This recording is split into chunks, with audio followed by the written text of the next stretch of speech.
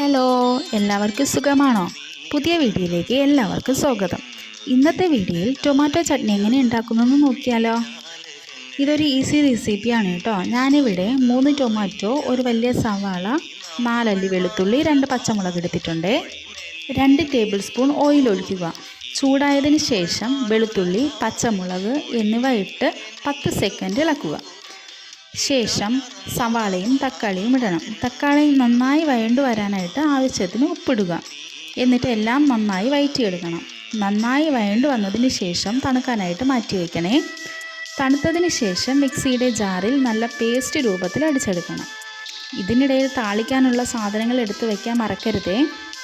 താളിക്കാനായിട്ട് കുറച്ച് കടുക്, ഉഴുന്നുപരിപ്പ്, 2 വറ്റൽമുളക്, കുറച്ച് കറിവേപ്പില ആവശ്യമാണ് കേട്ടോ. ഇവയെല്ലാം താളിച്ചതിന് ശേഷം പേസ്റ്റ് രൂപത്തിലാക്കിയ മിശ്രിതം ഇതിലേക്ക് ഒഴിച്ചു കൊടുക്കുക. എന്നിട്ട് നന്നായി മിക്സ് ചെയ്യുക. തക്കാളി ചമ്മന്തി റെഡി. കുട്ടിക്ക് ബട്ടർഫ്ലൈ ദോശ വേണമെന്ന് പറഞ്ഞു കേട്ടോ.